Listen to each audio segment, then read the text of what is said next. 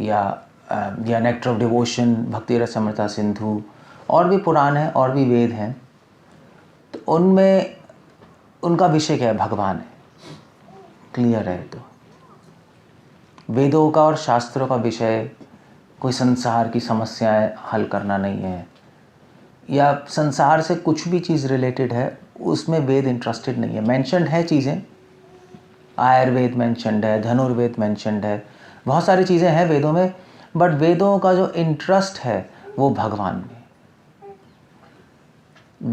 वेद हमें क्या बताना चाहते हैं? भगवान की इंफॉर्मेशन देना चाहते हैं। बाकी और समाज चलाने के लिए भी इंफॉर्मेशन है, बट मेन काम ये अधातो ब्रह्म जिज्ञासा, भगवान कौन है। क्योंकि संसार चलाने की इंफॉर्मेशन तो इंसान खुद भी ढूंढ लेगा, एक्सपेरिमेंट करके, रिसर्च करके ढूंढी जा सकती है चीज़ें, बट भगवान कौन है वो एक्सपेरिमेंट और रिसर्च से नहीं पता लग सकता कभी भी।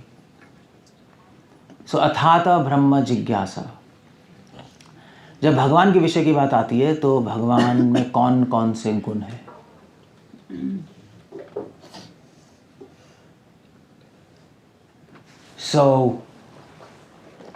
भगवान में ऐसा कहा जाता है कि कृष्ण में उतने गुण हैं जितने तारे हैं, या ऐसा कहा जाता है भगवान में उतने गुण हैं जितने समुद्र के तट पे मिट्टी में जितने कण होंगे उतने गुण हैं। मगर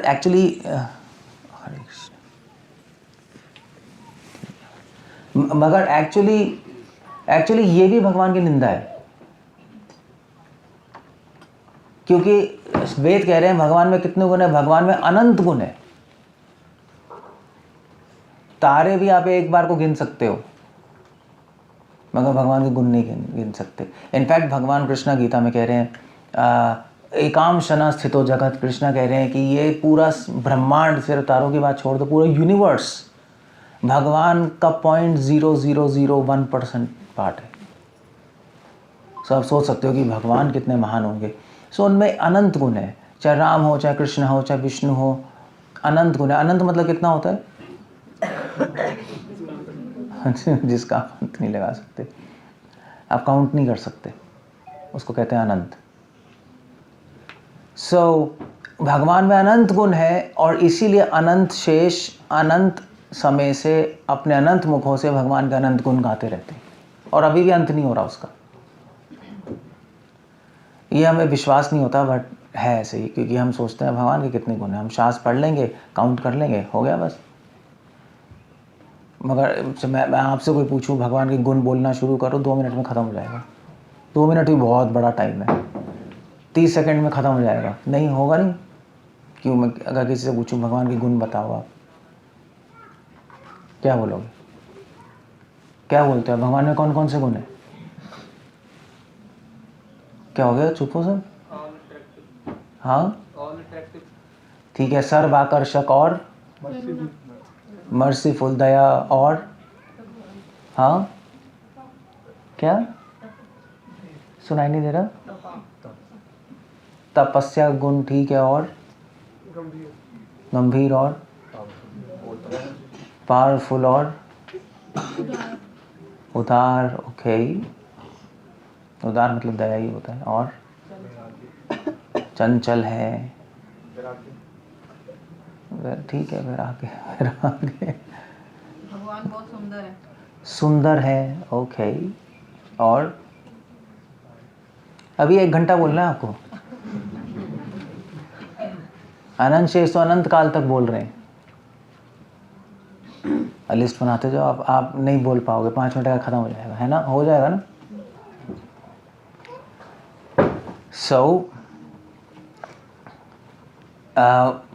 तो हम बिलीव नहीं कर सकते, हम इमेजिन नहीं कर सकते भगवान में कितने सारे गुण हैं। मगर वेदों में भगवान के सारे गुणों की व्याख्यान है। विष्णु सहस्त्र नाम में भगवान के 1000 गुण की चर्चा है। 1000 नाम है तो 1000 गुण है, क्योंकि भगवान के नाम भगवान के गुणों के अनुसार ही बनाए जाते हैं। सो अगर आपको 1000 गुण जानने हैं तो विष्णु सहस्त्रनाम में 1000 नाम पढ़ लो, एटलीस्ट 1000 तो पता लग जाएंगे। तो मगर पॉइंट ये नहीं है, पॉइंट ये है कि भगवान में इतने सारे गुण हैं, उन सारे गुणों में से एक गुण सबसे श्रेष्ठ माना जाता है, वो है भगवान की दया। दया को भगवान सारे गुणों की क्वीन माना जाता है, क्वीन ऑफ ऑल क्वालिटीज। जैसे क्वीन एक्चुअली किंग को भी कंट्रोल करती है, नहीं? पब्लिक की आइज में किंग क्वीन से ऊपर है, बट प्राइवेट आइज में क्वीन किंग से ऊपर है। सो क्वीन ऑफ ऑल क्वालिटीज माना जाता है दया को। अगर आप भगवान में से दया निकाल दो, एक गुण निकाल दो, तो सारे गुण बेकार हो गए। क्यों? क्योंकि अगर भगवान से दया हटा दी जाए तो भगवान के बारे में आपको पता ही नहीं लग सकता। दया के कारण ही तो भगवान ने गीता बोली हमें। भगवान की दया है तभी तो वेद प्रकट किए संसार में, और हमें बताया भगवान ने मैं कौन हूँ। सो अगर दया नहीं होगी तो भगवान को आप जान भी नहीं पाओगे। कौन बताएगा हमें वो कौन है? वो खुद ही तो बताएंगे वो कौन है। अब वो क्यों बता रहे हैं? क्योंकि उनको हम पे दया है, क्योंकि वो सोच रहे हैं कि अगर हमें उनके बारे में नहीं पता लगेगा तो हम हमेशा हमेशा के लिए जन्म मृत्यु में फंसे रहेंगे, कभी नहीं निकल सकते यहाँ से, हमेशा दुख पाते रहेंगे। जब तक हम भगवान से जुड़ेंगे नहीं तब तक हमें दुख ही मिलेगा, ये तो नियम है। आप अपना एक्सपेरिमेंट कर लो इस लाइफ के साथ, मगर आप खुश नहीं रह सकते, असंभव है। ये मैं नहीं कह रहे, जितने भी संत अभी तक आए, जितने भी ऋषि मुनि आए, सब यही बोल के गए हैं, और जिसने भी भगवान से अपने आप को जोड़ा है उसको सुख शांति मिली, जिसने नहीं जोड़ा वो परेशान है। सो इसलिए दया के कारण ही भगवान अवतार लेते हैं इस संसार में और अनेक लीलाएं करते हैं। उन दया के कारण ही कृष्ण भगवान ने इस समाज में अर्जुन के द्वारा गीता प्रकट की, व्यासदेव के रूप में वेद प्रकट किए। दया के कारण ही भगवान परमात्मा के रूप में हमारे हृदय में स्थित हैं, कृष्ण ही है ना। सो तभी तो हमें पता लग रहा है, तभी तो इस संसार चल रहा है और हमें पता लग रहा है वो कौन है। सो ये सब दया है। इसलिए अगर दया हटा दी जाए भगवान में से तो सारे गुण बेकार हो गए। और वैसे भी आप देखो, मान लीजिए सब किसी में बहुत सारे गुण हैं, बहुत सारे अच्छे गुण हैं, दया नहीं है, तो ऐसे व्यक्ति को क्या बोलोगे आप? अहंकारी बोलोगे? नहीं बोलोगे। भाई कोई करोड़पति है मगर कंजूस, एक पैसा दूसरे को नहीं दे रहा, तो क्या बोलोगे? कितना गंदा इंसान है। और कोई करोड़पति है मगर दान करता है, दूसरों की मदद करता है, तो लोग उसका मंदिर ही बना देंगे उठा के वो गुणगान क्या गाना है। सो इसलिए दया ऐसा गुण है जिससे सारे अच्छे गुण भी बेकार हो जाते हैं। और दया ऐसा गुण है कि अगर किसी में कोई गुण ना हो, केवल दया हो, तब भी वो महान बन जाएगा लोगों की आंखों में। इसलिए दया को क्वीन ऑफ ऑल क्वालिटीज कहा जाता है। सो कृष्ण भगवान की दया कैसी है? कृष्ण भगवान की दया, वो दया का सागर है। इंसान में जो दया है वो क्या होती है? इंसान में दया, हम दया के बस क्या करते हैं? किसी को खाना बांट देंगे, किसी को कपड़े बांट देंगे, यही करते हैं ना लोग समाज सेवा दया के कारण। ठीक है, अपना कर रहे हैं। बट भगवान में जो दया है वो क्या है? वो पूरे ब्रह्मांड को भगवान मेंटेन कर रहे हैं। खाना कौन दे रहा है? भगवान। खेती मतलब खेती होती है तो अन्न कैसे उगता है? भगवान की कृपा से तो उग रहा है, वरना धरती अन्न देना बंद ही कर देगी। कर लो, कोई भी केमिकल्स डाल लो, कुछ भी डाल लो, होगा ही नहीं कुछ भी। सो कृष्णा, भगवान सब कुछ दे रहे हैं जीवात्माओं को अपने आप को मेंटेन करने के लिए, जीने के लिए। ये भगवान की दया है नहीं है? मगर इससे बड़ी दया है कि कृष्ण भगवान ने हमें आध्यात्मिक नॉलेज दी है, स्पिरिचुअल नॉलेज दी है, आध्यात्मिक ज्ञान दे रहे हैं कि हम इस संसार से बाहर निकल पाए हमेशा हमेशा के लिए। इटर्नल लाइफ मिल जाएगी हमें। ये भगवान की दया है। भगवान कृष्ण भगवान को कोई फर्क नहीं पड़ता अगर आपको मुक्ति मिल जाए या आप जन्म मृत्यु से बाहर निकल जाए, आप दुख से हट जाओ, उनको कोई फर्क नहीं पड़ता। बट फिर भी वो हमारे बारे में सोचते हैं, जबकि हम सोचने लायक ही नहीं है। क्योंकि हम लोग भगवान को छोड़ के आए हैं यहाँ पर, हम ही आए हैं, भगवान ने थोड़े ना छोड़ा है हमें। कोई कोई कोई कोई कोई माँ बाप अपने बच्चे को थोड़े ना छोड़ देता है, बच्चा ही माँ बाप को छोड़ता है। ऐसे कोई माँ बाप नहीं जो बच्चे को छोड़ देंगे। सो भगवान ने हमें नहीं छोड़ा, हम ही उनको छोड़ के आए हैं। करोड़ों जन्मों से उनकी शरण नहीं ले रहे, और फिर भी करोड़ों जन्मों से वो हमारे साथ, हमारे हृदय में हर जन्म में है, हमारे साथ ही हैं। बल्कि शास्त्रों में लिखा है कि भगवान आपके इतनी पास हैं कि आप जितने अपने पास हो उससे भी ज़्यादा पास हैं। That's what scriptures are saying. हम जितना समझते हैं अपने आप को, और हम समझते हैं कि मतलब आपके सबसे पास कौन है? आप खुद ही हो ना। उससे भी ज़्यादा पास भगवान है। अगर आपको पता लग जाए कि कृष्णा आपके पास हैं, आपके अंदर ही हैं, अगर आपको अनुभव हो जाए तो बेहोश हो जाओगे। इसको बोलते हैं भक्ति। भक्ति मतलब ये अनुभव करना कि भगवान मेरे साथ हैं। हमारे साथ हैं मगर लोगों को अनुभव नहीं है, भक्त को अनुभव हो जाता है। सो कृष्ण हमारे साथ हैं हर जन्म में, चाहे हम उनकी शरण ले रहे हैं, चाहे उनके गुणगान कर रहे हैं या नहीं कर रहे हैं, उससे फ़र्क नहीं पड़ता, वो हमारे साथ हैं और हमारी मदद कर रहे हैं। सो इससे दयावान व्यक्ति कौन होगा? कोई होगा ही नहीं। He is our best friend. सुहृदम सर्वभूतानाम। वो हमें प्रोटेक्ट कर रहे हैं, वो हमारी हेल्प कर रहे हैं, हमारी बॉडी चला रहे हैं, हमें बुद्धि दे रहे हैं, सब कुछ वही तो कर रहे हैं। और मज़े की बात है कि कुछ बोल नहीं रहे कि मैं कर रहा हूँ, खुद नहीं बोल रहे। नहीं, इस संसार में कोई कुछ करता है तो इमीडिएटली अपना नाम लिखवा देता है, होता नहीं होता है? किसी ने डोनेशन दिया, अरे हाँ भाई ठीक है, हमारा नाम लिख देना वहाँ पत्थर पे या पंखे पे लिख देना। बट कृष्णा सबके लिए सब कुछ कर रहे हैं मगर बोल नहीं रहे मैं कर रहा हूँ। दैट्स कृष्णा। तो ये इसको बोलते हैं निर्हेतुक दया। दया मतलब कृपा भी होता है, जिसमें कोई हेतु नहीं है, जिसमें कोई मोटिव नहीं है, बिना मोटिव के दया है। कुछ नहीं चाहिए हमसे। सो दया के कारण ही कृष्ण सब कुछ ये कर रहे हैं। और मज़े की बात यह है कि कृष्ण भगवान में ऐसी दया है कि वो कृष्ण खुद के गीता में कह रहे हैं, अपि चेत सुदुराचारो भजते माम अनन्य भाग, कि हम चाहे कितनी ही गलतियां कर दें भगवान माफ़ करने को तैयार है। चाहे कितनी बार गलतियां करें फिर भी माफ़ करने को तैयार है। बार बार हम कॉन्ट्रैक्ट तोड़ते हैं और बार बार भगवान कॉन्ट्रैक्ट बनाने के लिए तैयार है हमसे। बार बार हम भगवान को छोड़ देते हैं। हर जन्म में कृष्ण कहते हैं मैं रेडी हूँ, तुम मुझसे संबंध बना लो, कोई प्रॉब्लम नहीं है।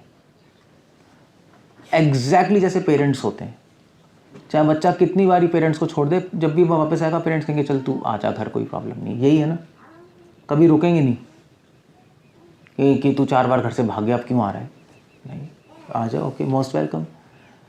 कृष्णा ये तो माता पिता का प्रेम है। अगर इसको करोड़ों गुना बार मल्टीप्लाई कर दो तो वो भगवान का प्रेम है। और अगर आपको जीवन में एक बार भी भगवान का प्रेम अनुभव हो जाए, किसी को थोड़ा सा भी हो जाए अनुभव भगवान का प्रेम, तो क्या होगा? अगर भगवान की दया का थोड़ा सा भी अनुभव हो जाए तो क्या होगा बताना? तो क्या होगा मुझे बताओ, सबसे पहली चीज़ क्या होगी? हमारे मन में भक्ति जागृत होगी। उससे पहले इच्छाएं कम हो जाएंगी, होती की इच्छाएं। सबसे पहले क्या होगा? आकर्षण। किसी को हुआ है अनुभव दया का? तो आप बता पाओगे? प्रेम जागृत होगा। नहीं, सबसे पहले आपको शर्म आएगी। क्यों शर्म आएगी? क्यों आएगी? क्योंकि आपको इमीडिएटली अनुभव होगा कि भगवान ने करोड़ों जन्म से इतना सब कुछ मेरे लिए कर रहे हैं, सारे जीवात्माओं के लिए कर रहे हैं, और मैं कुछ भी नहीं कर रहा हूँ उनके लिए। ये तो शर्म से डूब के मर जाऊंगा। सबसे पहला जो लक्षण होता है, अगर भगवान के गुण आपकी आत्मा को छू गए और आपने अनुभव कर लिया तो इमीडिएटली आपको लज्जा और शर्म आ जाएगी। इमीडिएट इमीडिएटली आपको अपने पे ग्लानि होगी कि मैं इतना गंदा हूँ कि वो मेरे लिए करते जा रहे हैं बिना कुछ मांगे मुझसे, और मैं उनके लिए कुछ भी नहीं कर रहा। शर्म आएगी नहीं आएगी? आएगी अगर आपको पता लग गया तो। पहली चीज़ ये हो गया। दूसरी चीज़ क्या होगी? पहला तो यही होगा, नहीं ऐसे ही होगा ना, अगर कोई आपके लिए करता रहे पूरे जीवन, आपको बताए भी ना, और फिर आपको बाद में पता लगे कि यार ये मेरे पूरे लाइफ मेरे लिए कर रहे थे, मुझे बताया भी नहीं और मैंने इनके लिए कुछ नहीं किया, कितनी शर्म आएगी आपको? नहीं, आपको हो गया हो आप, मुझे पता ही नहीं लगा आज तक। और दूसरी चीज़ क्या होगी? अगर भगवान की दया अनुभव हो गए तो दूसरी चीज़ क्या होगी फिर? जल्दी बताओ। मैं आपसे क्वेश्चन इसलिए पूछ रहा हूँ क्योंकि अगर एक क्वेश्चंस के आंसर आपको आ गए तो इसका मतलब है आप भक्ति के सही रास्ते पे। अगर नहीं आ रहे तो इसका मतलब है कुछ अभी इधर उधर हो, अभी सही ट्रैक पे नहीं हो, कभी कुछ इधर हो कुछ उधर हो। दूसरी चीज़ क्या होगी? क्वेश्चन समझ आ रहा है सबको? मेरा आ रहा है ना? दूसरी चीज़ क्या होगी? मैं इसलिए भी पूछ रहा हूँ क्वेश्चन क्योंकि साधारण लोगों में भक्ति नहीं होती। कॉमन आदमी है, वो सोचता है भक्ति है मगर उसमें कोई भक्ति नहीं होती, क्योंकि जो होना चाहिए वो हो नहीं रहा, जो नहीं होना चाहिए वो होता रहता है। हमारे को भगवान का नाम बहुत जरूरी है। हम हमारा ध्यान माला पे जाएगा, अभी भगवान का नाम हमारे जीवन में जरूर होना चाहिए, हम उसको मिस नहीं करेंगे कभी। ठीक है, प्रैक्टिकल चीज़ है। और कुछ? और सेवा करने का और मन करेगा, वो तो चलो हाँ ठीक है, ये भी बात है। भगवान ने इतना कुछ किया है तो हमारा मन करेगा कि हम उनके लिए भी कुछ करें। बात बिल्कुल ठीक है, ये बात तो है। सेवा करने का उत्साह करोड़ों गुना हो जाएगा, फिर आप रुक नहीं सकते भगवान की सेवा किए बिना, क्योंकि भगवान का ऋण चुकाना है, उनकी दया, हमने कुछ करना है उनके लिए। तो एक जीवन भी आपको कम लगेगा उनकी सेवा के लिए। तभी तो एक्चुअली बलदेव विद्याभूषण लिख रहे 3 तरह के भक्त होते हैं। एक होता है स्वनिष्ठा, एक परानिष्ठा और एक निरपेक्ष। स्वनिष्ठा भक्त वो होता है मॉडर्न लैंग्वेज में कि जो भक्ति भी करता है और अपना जॉब भी करेगा, अपना काम भी करेगा और भक्ति भी करेगा, मिक्स करके, जैसे कांग्रीगेशन होती है ना। स्वनिष्ठ होता है, उसको अपने काम वाम में भी निष्ठा होती है, चलो अभी थोड़ा अपना काम कर लो, पैसे कमा लो, लाइफ करा लो और भक्ति भी कर लो। तो जो स्वनिष्ठ जो होते हैं भक्त, उनको भगवान को प्राप्त करने में कई जन्म लग जाएंगे, क्योंकि उनकी निष्ठा डिवाइडेड है ना, काम में भी है भगवान में भी है। प्राप्त कर लेंगे मगर टाइम लगेगा। परानिष्ठ वो होते हैं जो भक्ति करते हैं, काम भी करते हैं समाज में, मगर वो काम इसलिए नहीं कर रहे क्योंकि उनको लग रहा है नहीं काम करना भी ज़रूरी है, पैसे कमाना भी ज़रूरी है। वो इसलिए कर रहे हैं क्योंकि उनको पता है भक्ति सब कुछ है, मगर वो इसलिए कर रहे हैं कि दूसरों को एग्जाम्पल सेट करने के लिए, ये भक्ति भी करना है, काम भी करना है, अपना काम करते रहो और बैलेंस करके चलो, इसलिए दूसरों के लिए करते हैं। जैसे जनक महाराज भगवद गीता में भगवान खुद कह रहे हैं यदाचरति श्रेष्ठस् तत्तदेव तरो जना। वो अपनी ड्यूटीज़ करते हैं, क्योंकि साधारण आदमी अगर ड्यूटीज़ भी नहीं करेगा और भक्ति भी सही से नहीं हो रही तो वो तो गया काम से, है नहीं। वो ना अपना काम करेगा, ना भक्ति अच्छी तरह होगी, ना काम होगा, तो वो तो पूरी तरह पाप में फंस जाएगा। इसलिए वो लोग थोड़ा सा काम भी करते रहते हैं दिखाने के लिए कि भी देखो हम भी कर रहे हैं, भक्ति भी कर रहे हैं, तुम भी ऐसे कर लो। ये परानिष्ठ होते हैं। बलदेव विद्याभूषण लिख रहे हैं कि इन लोगों को एक जन्म में भगवान की प्राप्ति हो जाती है। मगर तीसरे जो होते हैं निरपेक्ष भक्त वो होते हैं जिनकी ना कोई निष्ठा है संसार में काम करने की, ना वो करते हैं। वो पूरी तरह भगवान की शरण ले लेते हैं। जैसे सन्यासी लोग छोड़ छाड़ के शरण ले लेते हैं, ऐसे ब्रह्मचारी लोग, हम लोग ठीक है भैया हो गया, दैट्स इट, और पूरी तरह अपनी लाइफ भगवान को डेडिकेट कर देते हैं। उनको भगवान की प्राप्ति उसी क्षण हो जाती है। ये स्क्रिप्चर्स लिख रहे हैं। सो क्या जैसे हम लोग हैं ब्रह्मचारी लोग, हमने छोड़ दिया सब कुछ, तो क्या हमें भगवान की प्राप्ति हो गई? नहीं हुई। मगर शास्त्र क्या कह रहे हैं? शास्त्र कह रहे हैं कि उसी क्षण हो जाती है भगवान की प्राप्ति। सो क्या मतलब है? हमें हुई? हमें तो नहीं हुई। तो शास्त्र झूठे? झूठे नहीं है। झूठे इसलिए नहीं है क्योंकि अगर कोई भगवान के लिए सब कुछ छोड़ दे और उनकी शरण ले ले, तो उसको भगवान की प्राप्ति एक्चुअली हो चुकी है उसको भगवान की प्राप्ति। मगर ये हो सकता है कि भगवान इमीडिएटली उसको बता नहीं रहे, उसकी एप्लीकेशन चली गई, पास भी हो गई, बस उसको बता नहीं रहे कि तुम्हारी एप्लीकेशन पास हो गई, अभी रोक के रखा है। So that's the whole idea. इसलिए बलदेव विद्याभूषण लिख रहे हैं कि जहाँ तक हो सके जीवन में अपना जीवन सिंपल बनाओ, जहाँ तक हो सके भगवान की भक्ति में समय बिताओ, और संसार का काम जितना कम हो सके उतना करो काम चलाने के लिए, बाकी फॉरगेट इट, क्योंकि टाइम बहुत कम है लाइफ में। वो आपको अभी पता नहीं लग रहा, मृत्यु के समय पता लग जाएगा। आप देखना, मेरी बात याद आएगी आपको। मृत्यु के समय आप कहोगे काश थोड़ा टाइम और मिल जाता, बट उस टाइम फिर नहीं मिलेगा आपको, कुछ भी सोच लो आप, वो बात याद आएगी हमें।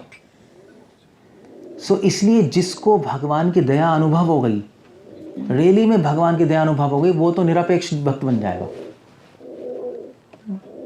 वो रह ही नहीं सकता भगवान की सेवा किए बिना। वो कहेगा भगवान ने करोड़ों जन्म से इतना सब कुछ किया मेरे लिए, और मैं इस जीवन भी मैं अपने लिए कर रहा हूँ, तो लानत है। वो जहां तक हो सके ज़्यादा टाइम भगवान की सेवा में बिताएगा। अब वो अपनी सिचुएशन के हिसाब से देखना पड़ता है, हर आदमी हमारी तरह तो बन नहीं सकता। अब सबकी वाइफ है, सबके बच्चे हैं, जॉब है, बट आइडिया ये है कि उसके दिमाग में होगा कि कम से कम झंझट में फंसें, धीरे धीरे लाइफ में ऐसी प्लानिंग करें कि सब कुछ छोड़ के पूरी तरह भगवान की भक्ति में लग जाए। प्लानिंग ऐसी करें लाइफ में, ऐसी प्लानिंग नहीं करें कि और जंजाल बढ़ता ही रहे और चीज़ें बढ़ती रहे। That's a very bad idea. So ये भगवान की दया अनुभव होगी। दूसरी चीज़ ये होगी, सेवा करने का उत्साह 100% हो जाएगा, एक्चुअली 200% हो जाएगा। भक्ति साईं ठाकुर कहते हैं 200% एंथुजियाज्म टू सर्व। फिर आपको कुछ दिखाई नहीं देगा, फिर आप भगवान की सेवा करोगे, चाहे आपका नुकसान हो जाए मगर भगवान की सेवा का नुकसान नहीं होना चाहिए, ये बुद्धि बन जाएगी। सो ये दूसरी चीज़ होगी। और ऑफ कोर्स जब आप भगवान का नाम लोगे तो आपकी आंखों में आंसू आ जाएंगे। ये तीसरी चीज़ होगी। भगवान के नाम में मन लगना तो बहुत छोटी बात है, अगर भगवान की दया आपने अनुभव कर ली तो आंखों में आंसू ही आ जाएंगे नाम लेते हुए कि वो कितने महान है। मतलब आप सोच के देखो कि हमने हज़ारों गलतियां की हैं और हज़ारों बार भगवान माफ़ कर रहे हैं और आगे माफ़ करने को तैयार हैं। अपि चेत सुदुराचारो भजते माम अनन्य भाव। हम चाहे बड़ी से बड़ी गलती भी कर दें, हम चाहे जो समाज में सबसे बुरा पाप है आप कर डालो, समाज माफ़ नहीं करेगा, भगवान कर देंगे, और करते आए हैं। सो ये तभी चैतन्य चरितामृत लिख रहे हैं कि श्री कृष्ण चैतन्य दया करह विचार करिवे चित्ते पावे चमत्कार। अगर भगवान की दया पे विचार करेंगे तो हमारे हृदय में चमत्कार हो जाएगा। यही तो चमत्कार है, यही चमत्कार है कि आपको शर्म आएगी, भगवान के सामने जाने में शर्म आएगी। भगवान के सामने आप ऐसे मुंह उठा के नहीं जा पाओगे, अपनी आंखें नीचे करके ही जाओगे। भगवान के सामने बैठने में शर्म आएगी, आप तो बेशर्मों की तरह बैठे हो, बट कोई प्रॉब्लम नहीं है, मगर यहाँ पे बैठने में शर्म आएगी। कैसे बैठ जाओगे, कैसे मुँह शक्ल दिखा दोगे भगवान को, कि कैसे बताओ, कैसे सामना करोगे। बट फिर भी भगवान के दर्शन किए बिना भक्त रह भी नहीं सकता। चक्कर भी तो ये, दर्शन बनने भी नहीं, करने भी नहीं बनते और बिना करे भी नहीं बनता। ये इसको कहते हैं भक्ति। इसलिए भक्त भगवान के सामने आता है, आते तो है, मंदिर तो आना ही है, दर्शन तो करेगा ही, मगर बहुत दीनता से दर्शन करता है। तभी तो आते हम क्या करते हैं, प्रणाम करते हैं ना, प्रणाम ही करते हैं हम सीधा। प्रणाम क्यों करते हैं हम? भगवान को प्रणाम क्यों करते हैं? हैं?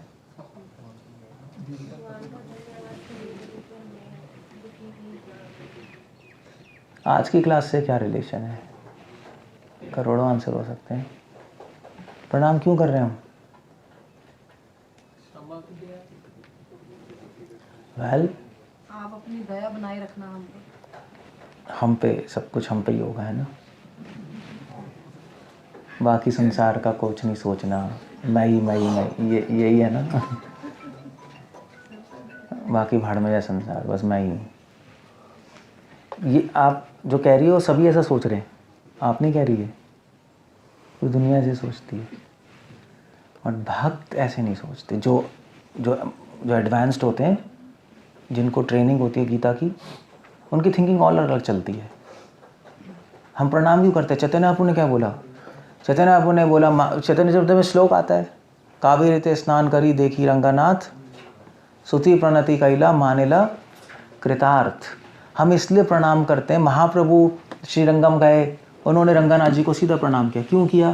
क्योंकि उनको ये फील हो रहा था, वो अनुभव, वो अपने को कृतार्थ मान रहे थे। कृतार्थ समझते हो आप? कृतार्थ कैसे कहते हैं? कृतार्थ कैसे कहते हैं? ऑब्लाइज्ड, ऑब्लाइज्ड एक्चुअली, हाँ ऑब्लाइज्ड होता है। हाँ थैंकफुल कह सकते हैं। हाँ, कि भगवान ने, वो कह रहे थे भगवान आपने अपने दर्शन दिए, मैं इसके लिए कृतार्थ हूँ, मैं इसके लिए ऋणी हूँ, मैं इसके लिए ऑब्लाइज्ड हूँ। तो उस मतलब भगवान ने इतना सब कुछ किया हमारे लिए, और आज एक और चीज़ कर दी। क्या कर दिया? क्या कर दिया? क्या किया आज? आपको अपने दर्शन दिए दया से। आप क्या सोच रहे हो आप यहाँ पे आके दर्शन ले लोगे? ऐसा नहीं होता। हमारे हाथ में सब कुछ नहीं है। हमारे दर्शन नहीं देने से आपको मिलेंगे नहीं। आप देख लेना, आपको दिखाई नहीं देंगे। सही कह रहा हूँ नहीं कह रहा हूँ? आपको दिखाई नहीं देंगे। आप कहोगे प्रभु जी हम देखते हो लिया ये तो रहे, मगर एक्चुअली आपको दिखाई नहीं दे रहे। क्योंकि देखना भगवान को और इन आंखों से देखना और आत्मा की आंखों से देखना दो अलग चीज़ होती है। सो जनरली लोग तो इन आंखों से देखते हैं, मगर भगवान जब दर्शन देते हैं तो आत्मा की आंख खुल जाती है, तो आत्मा की आंखों से दिखाई देता है। और रियली में भगवान, जब आप देखोगे भगवान को, तो भगवान अनुभव होंगे कि ये भगवान खड़े हैं यहाँ पर। तो वो भगवान दर्शन देंगे। तो सौभाग्य हमारा कि भगवान ने हमें दर्शन दे दिए। चलो ठीक है, दर्शन तो दिए। भगवान ने इतना सब कुछ किया और एक और चीज़ कर दी हमारे लिए, अपने दर्शन दे दिए। भगवान ने इतना सब कुछ किया और एक और चीज़ कर दी, हमें अपने मंदिर बुला लिया, है नहीं? उनकी प्रेरणा से तो आए हो, इच्छा आपकी होगी, प्रेरणा तो वही दे रहे हैं। सो एक ऋण और चढ़ गया आप पे।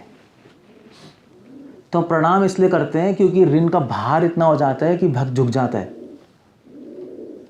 झुकते इसलिए हम कि ऋण का इतना भार हो गया, भगवान मैं आपके सामने झुक रहा हूँ कि इस ऋण को चुकाने में मैं असमर्थ हूँ।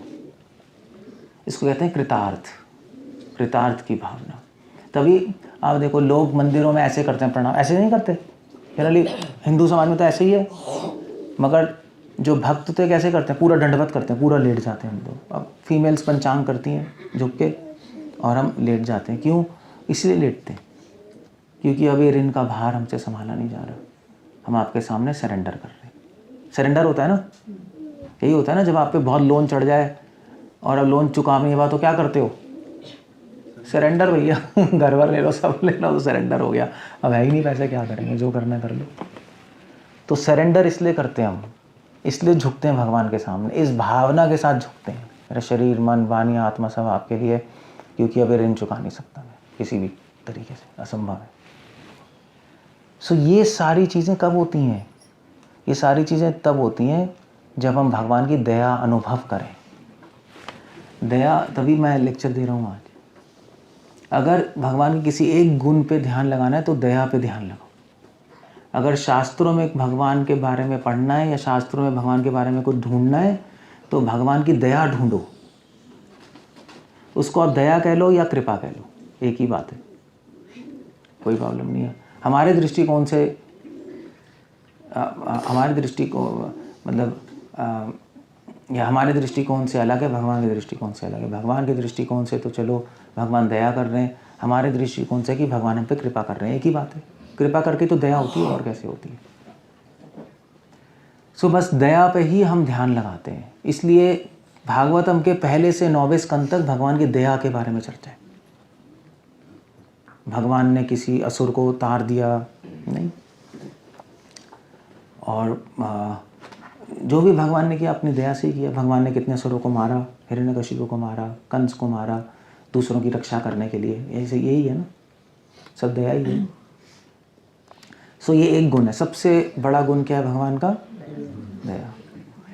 मगर और उसको आपको सुनना है, दया के बारे में पढ़ना है, समझना है और अनुभव करना है। वो दया आपके कानों को नहीं छूनी चाहिए, आपके आत्मा को छूनी चाहिए। और जब आपकी आत्मा को छू जाएगी तो क्या होगा, मैंने आपको बता दिया। तो आपको इमीडिएटली लज्जा आ जाएगी, इमीडिएटली आंखों में आंसू आ जाएंगे जब नाम लोगे। सेवा का उत्साह पराकाष्ठा पे चला जाएगा। भगवान के सामने आप सरेंडर कर दोगे, हो गया बस।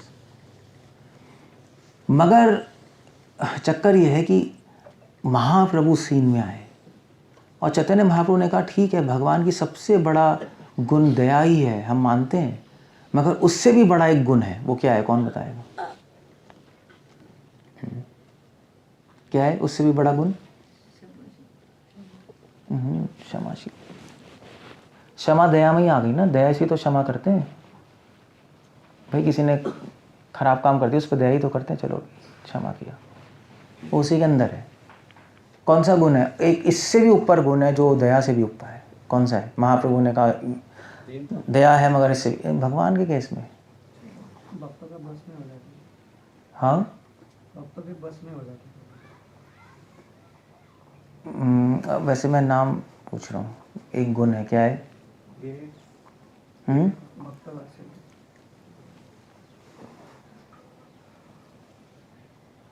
क्या है? सबसे बड़ा गुण है, वो सब उसी ब्रैकेट में आ जाएगा जो आप कह रहे हो। सबसे बड़ा गुण है प्रेम। दया से ऊपर क्या है? प्रेम। आप प्रेम भगवान से निकाल दो, भगवान बचे ही क्या फिर? दया तो चलो फिर भी हटा सकते हो, दया भी नहीं हटा सकते।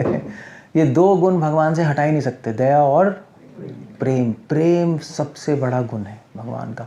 जितने भी धर्म है संसार में, इस्लाम, क्रिश्चियनिटी, जुडाइज्म, वो सब भगवान की दया के बारे में चर्चा करते हैं।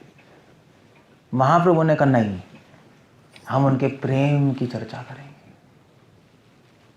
प्रेम उससे भी ऊपर है। क्यों ऊपर है भगवान के गुण? प्रेम दया से भी ऊपर क्यों है? क्यों है दया से ऊपर प्रेम? हम सेम लेवल पे क्यों नहीं रख रहे? भगवान की दया भी है, प्रेम भी है, प्रेम को ऊपर रख रहे हैं। क्यों रख रहे हैं प्रेम को ऊपर? क्यों रख रहे हैं? क्यों इसलिए रख रहे हैं क्योंकि दया में जो संबंध होता है वो इतना कनिष्ठ, इतना गाढ़ा नहीं होता जितना प्रेम में होता है। नहीं, एक राजा प्रजा पे दया करता है मगर अपने बीवी बच्चों से प्रेम करता है। किससे ज़्यादा संबंध है? बीवी बच्चों से ही है ना। कबीर साहब ने भी कहा, दया धर्म का मूल है, पाप मूल अभिमान, तब तक दया न छोड़ी जब तक लब्धे हैं प्राण। अच्छा, कबीर साहब ने लिखा। कहाँ लिखे? कबीर साहब ने लिखा। अच्छा अच्छा अच्छा, ठीक है, नॉट बैड, अच्छा श्लोक है। तो कबीर जी को हम एक शिक्षा देने वाले हैं आज कि दया से भी ऊपर क्या है? प्रेम है। वैसे तो कबीर जी ने बोला भी 2.5 अक्षर प्रेम के, क्या है वो? ये भी उनका ही श्लोक है, वही है। ठीक है, that's a good way to speak. यार ना छूटे प्राण, अच्छा तो है। सो प्रेम ऊपर इसलिए क्योंकि प्रेम में संबंध ज़्यादा है। दया में संबंध थोड़ा ऑफिशियल भी हो सकता है, नहीं? थोड़ा दूर के होता है। ऐसे मैं आप पे दया कर सकता हूँ, दया में थोड़ी सी लेने की वो रहती है और प्रेम में देने की।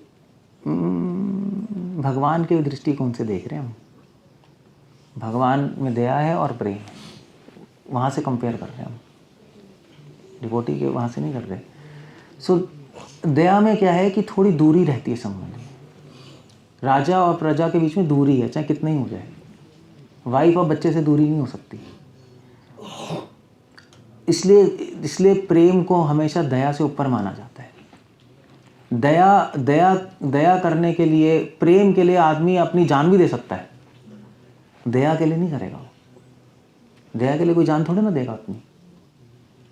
हो सकता है दे, हो सकता है ना दे, बट प्रेम के लिए तो जरूर दे देगा।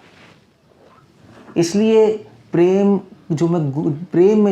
का जो गुण है वो दया से ऊपर माना जाता है। इसीलिए हमारे गौड़िया वैष्णव संप्रदाय में चैतन्य महाप्रभु ने कहा ठीक है, हमारा फोकस है भगवान के प्रेम पर। श्री वैष्णव मध्वा संप्रदाय में उनका फोकस है भगवान की दया पर।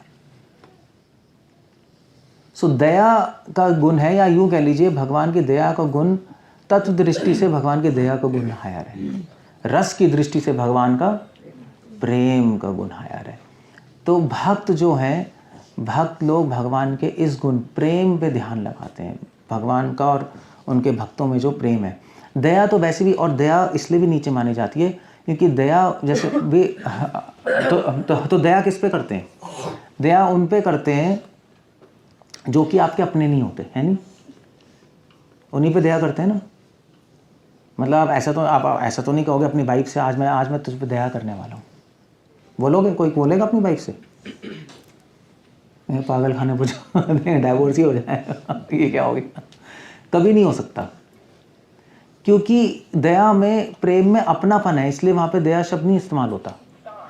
दया में अपनापन नहीं है, दया में अपनापन नहीं है। दया तो उन लोगों पे की जाती है जो कि पापी होते हैं, प्रेम तो उनसे किया जाता है जो कि अपने होते हैं। इसलिए दया का गुण भगवान का इस संसार में प्रकट होता है हम लोगों के लिए, जो हम फंसे पड़े हैं, पापी हैं, गंदे हैं, उन पे दया करते हैं। प्रेम कहाँ होता है भगवान का गुण? अपने धाम में, जहाँ पे भगवान के अपने पार्षद, अपने भक्त हैं। तो इसलिए चैतन्य महाप्रभु ने कहा ठीक है, हम भगवान की दया पे ज़्यादा ध्यान नहीं लगाएंगे। क्यों नहीं लगाएंगे? क्योंकि भगवान की दया का गुण इस भौतिक जगत से संबंधित है, इस संसार और संसार के लोगों से संबंधित है। जैसे आप सोचोगे भगवान बहुत दयावान है, तो इमीडिएटली दूसरा विचार क्या आएगा? संसार का आएगा नहीं आएगा? इस संसार के पतित लोगों पे दयावान है। मगर हम, महाप्रभु ने कहा, हम संसार के बारे में सोचना ही नहीं चाहते,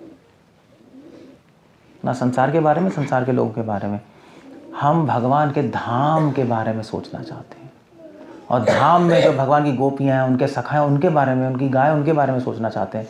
और जब हम वहाँ सोचेंगे तो वहाँ पे दया तो है ही नहीं, वहाँ तो क्या है? प्रेम है। भगवान थोड़े ना अपनी गायों पे दया कर रहे हैं, अपनी गोपियों पे दया कर रहे हैं, क्वेश्चन ही नहीं है, वो तो प्रेम है। प्रेम के सामने दया की बात करना तो निंदा है नहीं? आप अपने घर में कभी भी दया शब्द नहीं लाओगे। लाओगे कभी घर में? अपने ऑफिस में लाओगे दया शब्द? लोग एम्प्लॉय कहेंगे हाँ भाई बॉस बहुत दयावान है। घर में ना लाओगे दया शब्द। सो भगवान का धाम, भगवान का घर है। हम भगवान के घर के बारे में सोचने आते हैं, उनकी लीलाओं के बारे में। इस ऑफिस, इस संसार उनका ऑफिस ही है, ये नहीं सोचते हैं ज़्यादा, वो इतना इंटरेस्टिंग नहीं है। ये चैतन्य महाप्रभु की शिक्षा है। इसलिए दूसरा जो भगवान का गुण है, सबसे जो श्रेष्ठ है, वो प्रेम है। उसको प्रेम को माना गया है। इसलिए दो ही गुण बताए गए शास्त्र में, प्रेम और दया। भागवतम में बस ये दो ही विषय हैं। पहले से 9वें स्कंद दया की चर्चा है, 10वें स्कंद प्रेम, और 11वां 12वां स्कंद फिर से दया। बस दो ही गुण हैं। अगर भगवान को प्राप्त करना है तो अगर आपने दो गुण अनुभव कर लिए, दया और प्रेम, तो भगवान के पास पहुंच जाओगे। अगर प्रेम आपकी आत्मा को छू जाए, थोड़ा सा भी अनुभव हो जाए, तो सबसे पहले क्या होगा? क्या कहते हैं? सबसे पहले क्या होगा? अरे शर्म तो दया में आएगी ना, प्रेम की बात कर रहा हूँ। सबसे पहले मैं बोल रहा हूँ, अगर आत्मा को छू जाए, आप जो आंसर कर रहे हो वो है कि अगर हम थोड़ा समझ लें, दैट्स अगर आपकी सोल को छू गया प्रेम, बहुत बड़ी बात है। पहले तो प्रेम मिलना ही बहुत मुश्किल है प्रेम अगर छू गया आपकी आत्मा को तो सबसे पहले क्या होगा? ऐसे दया का छू जाए तो सबसे पहले क्या होगा? शर्म आएगी कि उन्होंने इतना किया है, मैंने कुछ भी नहीं किया, भगवान मैं इतना घटिया हूँ। और अगर प्रेम छू गया तो क्या होगा? सबसे पहले भगवान की अनुभूति होगी। क्या होगी? अनुभूति, एहसास होगा। नहीं, ये सब कुछ छोड़ने का मन करेगा। नहीं, उससे पहले वो तो छोड़ने को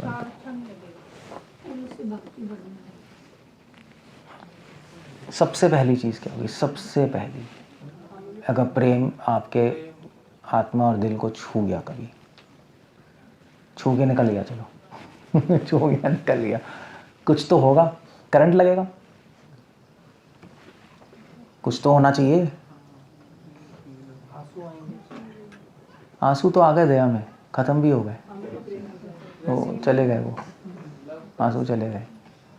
हाँ,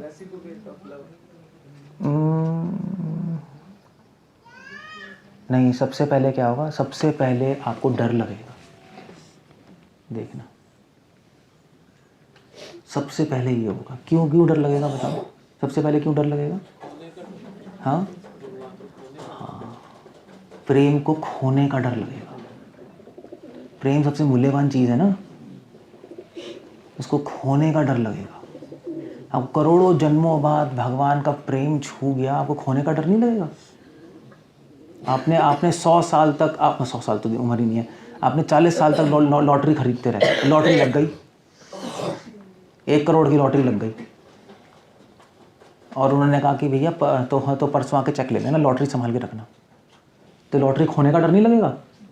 भैया लॉटरी आप फ़ोटो खींचोगे, स्कैन करोगे पता नहीं कहाँ सेफ में रखोगे किसी बॉक्स में, और हर 1 घंटे बाद देखते रहोगे पड़ी है नहीं कुछ तो होगा, दिमाग ख़राब हो जाएगा जब तक लॉटरी सबमिट नहीं होगी। तो प्रेम धन है। जब आत्मा को अगर छू जाए तो आत्मा पागल हो जाती है, डर लगने लगता है कि अब एक बार मुझे अनुभव आ गया, अब खोना चाहिए अनुभव, समझे? तो डर लगता है। मैं आपसे क्वेश्चन इसलिए पूछ रहा हूँ क्योंकि आपको पता लगे कि भक्ति क्या होती है। जो हम सोचते हैं वो भक्ति ऐसा नहीं होता। तो दया छूती है तो लज्जा आती है, और प्रेम छूता है तो डर लगता है। आनंद का है, आप तो सोच रहे थे आनंद ही आनंद से भर जाएंगे, वो कहाँ चला गया? वो पिक्चर में ही नहीं है, वो कहाँ चला गया आनंद? आनंद का, आनंद तो आंसर ही नहीं है। आप सोच रहे थे प्रेम छुएगा तो आनंद आएगा, दया होगी तो आनंद आएगा, मगर आनंद पिक्चर में है नहीं। आनंद तो साइड इफ़ेक्ट है। साइड इफ़ेक्ट समझते हो? साइड इफ़ेक्ट समझ आते हैं? साइड इफ़ेक्ट कैसे कहेंगे हिंदी में? पता नहीं, समझ आ रहा है तो समझ लो। जैसे दवाई खाने से साइड इफ़ेक्ट होता है ना, मतलब आपने बुखार की दवाई खाई और है असर नहीं होता, साइड इफ़ेक्ट होता है। मतलब नुकसान नहीं, साइड इफ़ेक्ट, साइड बेनिफिट। मतलब कैसे बताऊँ? नहीं, मतलब एग्जांपल से बताना पड़ेगा, उससे नहीं होगा। जैसे कोई चीज़ पीते हैं उसका बाद, जैसे आपने दवाई खाई बुखार की, वो दूसरी बार ही नहीं लगती। मैं वो नहीं कह रहा, वो आप दूसरे एंगल में सोच रही हो। मतलब आपने बुखार की दवाई खाई, बुखार ख़त्म हुआ, मगर उसके बाद आपको शक्ति भी मिल गई। मगर बुखार की दवाई शक्ति लाने के लिए नहीं है, बुखार हटाने के लिए है नहीं। अगर बुखार हटता है तो फिर शक्ति भी मिल जाती है। तो शक्ति क्यों मिली? वो साइड इफ़ेक्ट है, वो साइड बेनिफिट है उसका। बुखार हटने की वजह से हो गया है नहीं, दवाई से कुछ नहीं हुआ, दवाई से तो बुखार हटा है। तो ऐसे ही है, आनंद तो आएगा ही आएगा, वो साइड बेनिफिट है, उससे हमें कुछ लेना देना नहीं है। हम उसकी खोज में ही नहीं है आनंद की, हम खोज में हैं इसकी, लज्जा की और भय की। उससे पता लगेगा कि छू गई हमारे आत्मा को ये 2 चीज़ें। बस अगर आपने समझ लिया कृष्ण दयावान है और प्रेम के सागर हैं, दया के सागर, आपकी लाइफ परफेक्ट है, ख़त्म काम। बस यही करना है जीवन में। और वो कैसे होगा? वो भगवान के बारे में सुनोगे, भक्तों के साथ भगवान की चर्चा होगी तो धीरे धीरे और ऑफ कोर्स अपने जीवन में भगवान का नाम लेंगे, अपने हृदय को शुद्ध रखेंगे। अपने हृदय को शुद्ध नहीं रखेंगे तो ये चीज़ें हमारी आत्मा तक पहुँचेगी नहीं, रुक जाएगी गंदगी से। इसलिए अपने हृदय को शुद्ध रखना पड़ता है, तभी हमारी आत्मा को छूती है, फिर हमें पता लगती है सारी चीज़ें। वरना सब किताबी ज्ञान रह जाएगा आपका। आप किताब पढ़ते रहोगे, किताब पढ़ते पढ़ते मर जाओगे और कोई बेनिफिट नहीं होगा। सो चीज़ें पढ़नी तो है, मगर उसको अनुभव भी करना है, तब उसका फ़ायदा है। अदरवाइज़ वो मीनिंगलेस हो जाएंगी चीज़ें। ओके, सो ये भगवान की दया है। श्री कृष्ण चैतन्य दया कर ह विचार, विचार कलिबे चित्ते पावे चमत्कार। That's all right.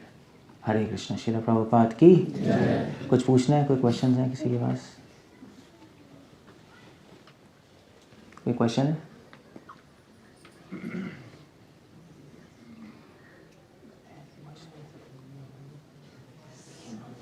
कोई भी क्वेश्चन नहीं है लोगों के पास? बड़ी अजीब सी बात है। समझ आ गई क्या सबको? एक जैसे प्रारब्धी ये विष्णु आप दिखा सकते हो ऑडियंस को? चलो छोड़ो। प्रारब्ध भी होता है जैसे मनुष्य का, जैसे हम इस जन्म में अगर करना मतलब सुना हमने कहीं से, जो भी हमने 3 शब्द सीखे कि डिवोटी 3 तरह की भक्ति होती है। तो क्वेश्चन क्या है? तो अगर मैं बाय डिफॉल्ट करना भी चाहता हूँ बट हो नहीं पा रहा। ऐसा भी होता है, हम करना चाहते हैं मगर हो नहीं पाता, वो भी ऐसा है। ज़्यादातर तो ऐसे ही है। तो वो ज़्यादा पिछले जन्मों के पाप होते हैं जो हमें करने नहीं देते। हम करना चाहते हैं मगर ब्लॉक करके रखते हैं। तो उनको कैसे हम रिमूव कर सकते हैं? उन पापों को हटाने का सिंपल रास्ता है चैंटिंग, और अगर उससे ज़्यादा पावरफुल चाहते हो तो वैष्णव सेवा। चैंटिंग से सारे पाप खत्म हो जाएंगे, मगर चैंटिंग ही तो होके नहीं दे रही, माइंड भागता जा रहा है। इसलिए सारे शास्त्र कह रहे हैं छाड़िया वैष्णव सेवा निस्तार पाएवे केवा। वैष्णव सेवा करने से सारे पाप खत्म हो जाते हैं बहुत फास्ट। इसलिए सारी संप्रदाय में वैष्णव सेवा पे बहुत जोर है, क्योंकि वो तो हम कर सकते हैं ना। अब चैंटिंग में तो कर ही नहीं पाएंगे हम, माइंड ही भागता रहेगा, मुश्किल है चैंटिंग। तो वैष्णव सेवा एक बहुत पावरफुल प्रोसेस। चैतन्य महाप्रभु ने 3 चीज़ें बताई है वैसे वैष्णव सेवा में। वैष्णव सेवा में क्या 3 चीज़ें कर लो। वैष्णव सेवा में क्या है? क्या वो श्लोक है? नहीं, भक्त भुक्त विशेष क्या है वो? हाँ, भक्त पद रेणुआर, भक्त पद जल, भक्त भुक्त अवशेष 3 महाबल। वैष्णव सेवा 3 तरीके से हो सकती है। भक्त पद रेणु, वैष्णवों के चरण रज अपने सर पे लेना। आर भक्त पद जल, वैष्णवों के चरण जब धोते हैं तो उसका चरण वो जल होता है तो अपने पे लोग छिड़क लेते हैं। भक्त भुक्त अवशेष, या जो वैष्णव लोग जो प्रसाद लेते हैं, जो महाप्रसाद बचा होता है वो ऑनर करते हैं। तो उस महाप्रभु कह रहे 3 महाबल, ये महाबल है, इससे सारे पाप खत्म हो जाएंगे। मगर इसका मतलब क्या है? इसका मतलब है कि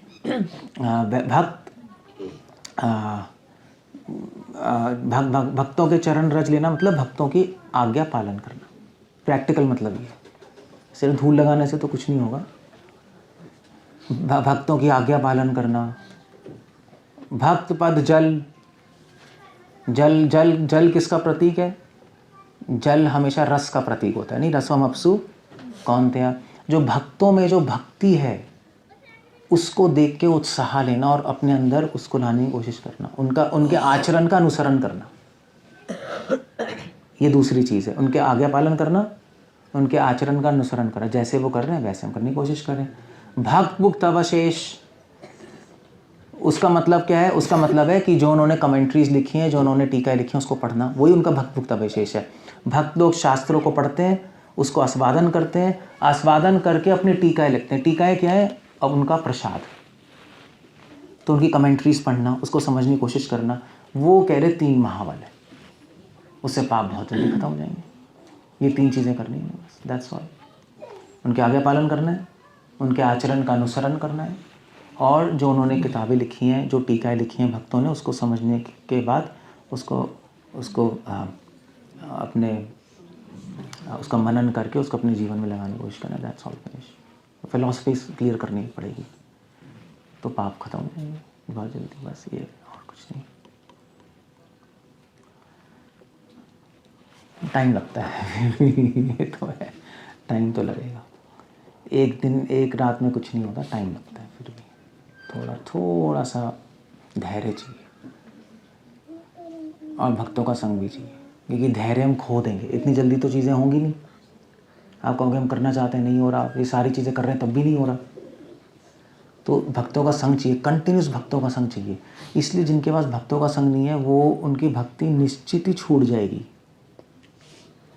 वो कंटिन्यू नहीं कर सकते। हो सकता है उनका प्रोसेस चलता रहे, भक्ति छूट जाएगी अंदर से। प्रोसेस तो चलता रहेगा मैकेनिकली, अंदर से डेड हो जाएंगे वो। इसलिए अच्छे भक्तों का संग रेगुलर चाहिए।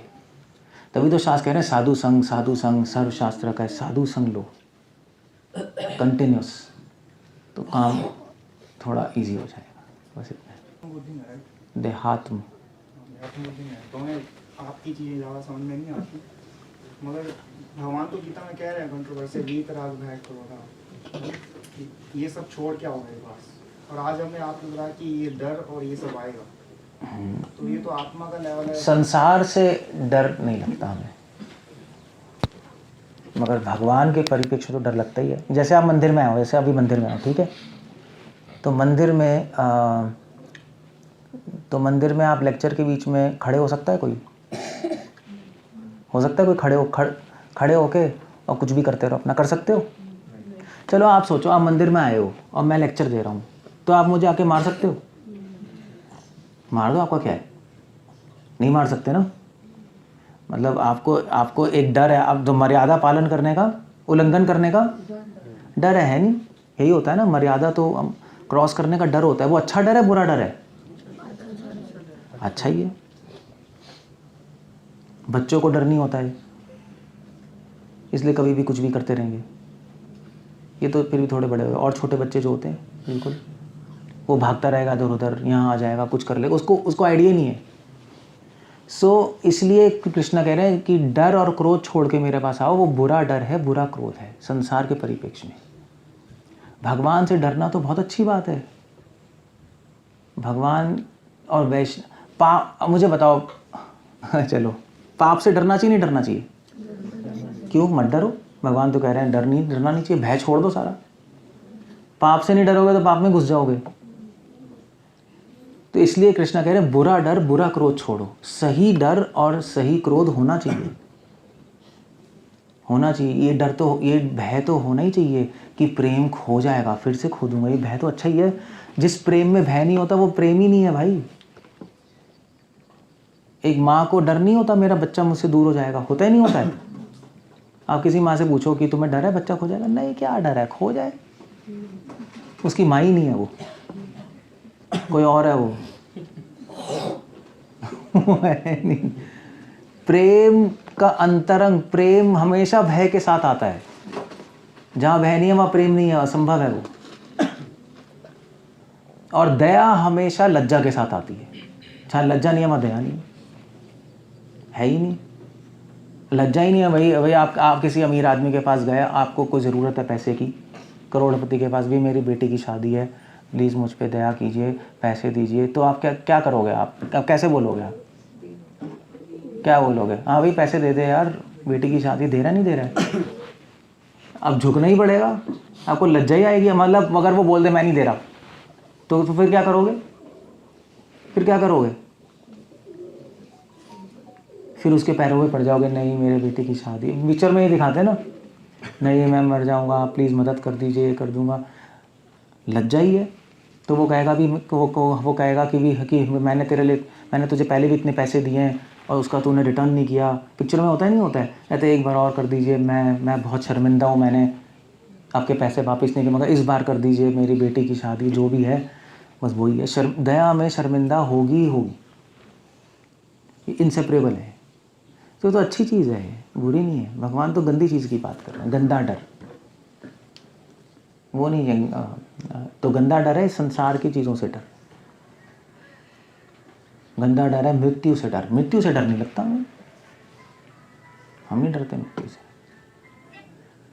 हरे कृष्ण। क्लियर है ना? That's how it goes. Okay, एक अच्छा क्रोध भी होता है, गंदा क्रोध होता है। अच्छा क्रोध क्या होता है? क्या कहते हो? अच्छा क्रोध क्या है बताओ मुझे, और गंदा क्रोध क्या है? भगवान कह रहे गंदा क्रोध छोड़ दो, अच्छा क्रोध रख लो। अच्छा क्रोध क्या है? जो हनुमान जी ने लंका में किया। ओके, हनुमान जी ने क्रोध से पूरी लंका जला दी, किसके? भगवान की सेवा में। अच्छा क्रोध क्या है?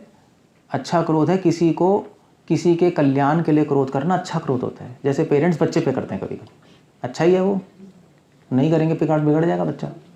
गंदा क्रोध होता है अपने स्वार्थ से, अपने मतलब के लिए क्रोध करना, वो गंदा क्रोध है।